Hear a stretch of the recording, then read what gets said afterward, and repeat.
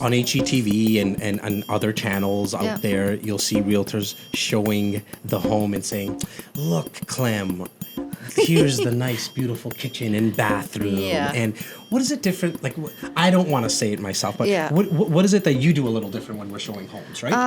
What am I doing different is absolutely nothing. Love it. I'm being myself. Yes. It's all about being real, though. It's all about kind of being like, I put myself in their shoes when I'm dealing with people. And what I want to know is what they'll want to know. And that's how I handle it. Well, yeah, like is this a good buy for them at Exactly. this time? Yeah. It's almost what I tell new realtors, really anyone in sales, is when someone asks you a question, pretend it's your best friend. Yeah. And or grandmother. Like, Yeah. would you push your grandmother to buy a home Yeah. because you want the commissions? You probably wouldn't. If you think about it from that perspective at all times, and that's the mindset, Yes. then the long-term value that you're bringing to that client will come back to you 10 times. 100%. Right? And Yeah. you've seen it, Anthony. Like, you've been doing this for now 12, 13 years. Yeah. How many repeat and referral clients do you deal with? Like, is it 99? It's almost all of it. Right? Yeah. You don't even go out and do a lot of the just listed and the just sold cards. And guys, there's great value in doing that for a lot of realtors. I think you found a niche in just dealing with your sphere of influence. In the beginning, when I first started this, I came from a job that didn't pay a lot. You know, Yeah. I was making $30,000 a year, and I remember Jas coming to my workplace and saying, "Anthony, what are you doing with your apron on?" And I'm not gonna lie, I came there for one reason, to eat. no, I remember we had Where that were talk you? at Sherwood Gardens. At a restaurant? I was working at Timothy's Coffee. Oh, wow. I didn't know Timothy's that. Coffee. Okay, yeah. And Jas came in and was like, "Man, there's just so much more for you out there," and Yeah.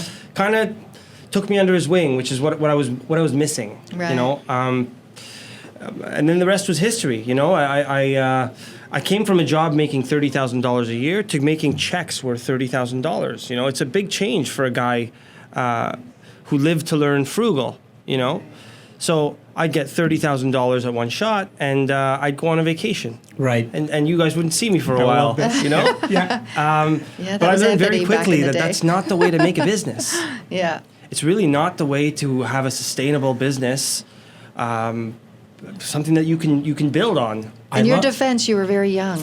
I was very young, and like I said, I learned to live very frugal, right? So Yeah. I was surviving off $30,000 a year, and then I'm getting these big lump sum checks. Yeah. But I think what you learned, and again, correct me if I'm wrong, but at some point you had to have realized you brought that value to the marketplace. That's why you went from $30,000 a year to receiving $30,000 checks, because that's now the new value that you were able to bring to the marketplace.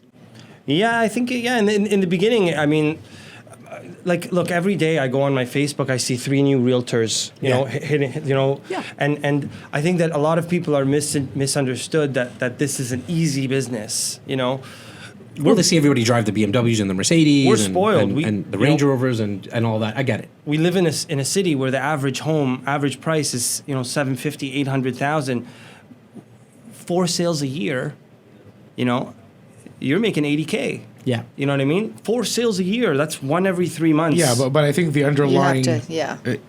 there were 77,000 sales last Yeah. year in the same region that you're talking about that you're Yeah. spoiled Right, in. yeah. There's 50,000 realtors. That's right. So it's 1.1 per. Yes. So I'm So- actually so scared. So that's the average. That's the Yeah, but average. that's- if yeah. you work out the numbers that If you, way. if you Yeah. were to work it out, but the Yeah. reality is the 80-20 rule Yeah. applies, and it applies hard in this business. And you Yeah. know what's even Hard funny? in this business. does. I'm Yeah. actually going to say I think it's the 95. Yeah, I would right? lean You wanna towards make that it as well. worse? Right? Like, Like, I think it's for sure in that sense. Let me put it this way. Yeah. Let me put it this way. Our team did $250 million worth of real estate. And that equates to how many transactions? Between 600 and 800, depending on if you put the leases in, etc., which they all make up the Yeah. number anyway. Yes.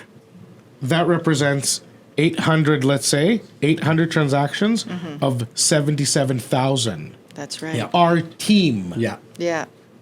That does not leave a lot of room, because I know a lot of the great realtors that stand amongst us. I know a tremendous amount of amazing, talented, dedicated realtors that are across other companies, across the cities of the GTA. And let me tell you something.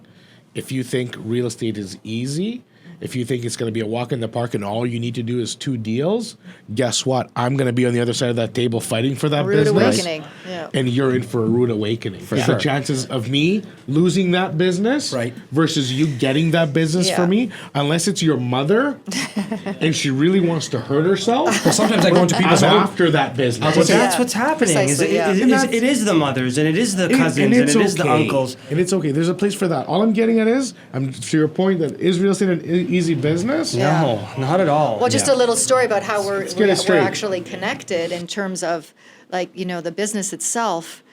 I had a client who referred me their cousin, and, you know, we started looking at properties, and she's like, oh, you know, I had a coworker, and they were pushing this agent on me, oh my God, this guy's fantastic. Amazing guy. You got to use this guy. She's like, no, I'm good. I got somebody, right? Referring to me. And I'm like, just curious, like, what company do they work for?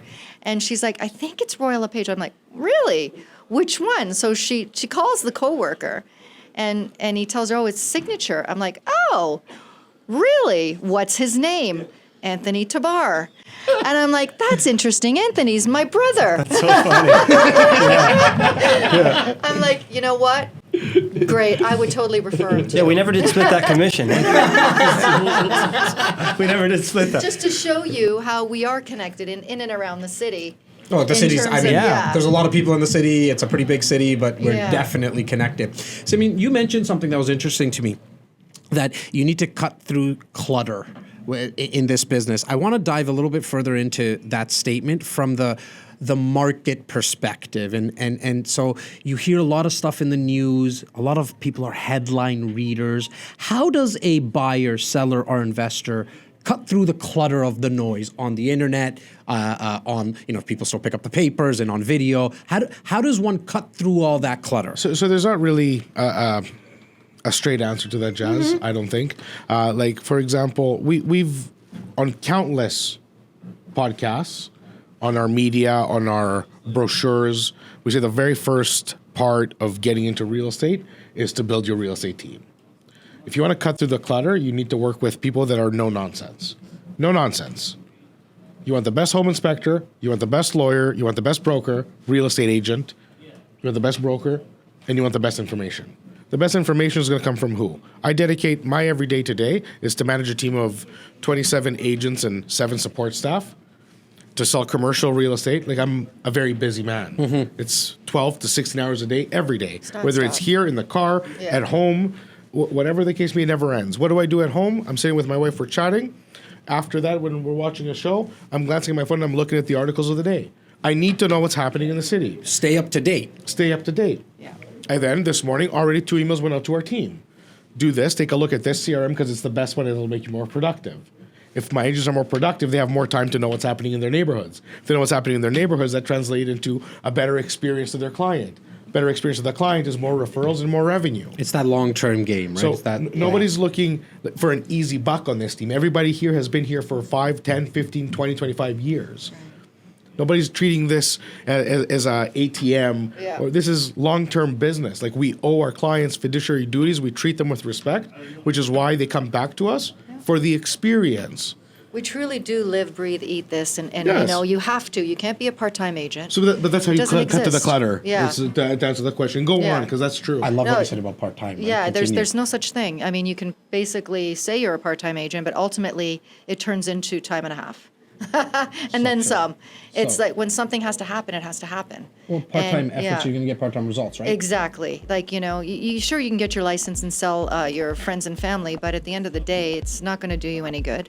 And it's, you know, for those agents out there, you have to put every single effort into working on it all the time. Hey guys, thanks so much for watching and listening. Please take a second right now to subscribe and follow us on whatever podcast platform you're watching or listening. It means the world to me. Thank you.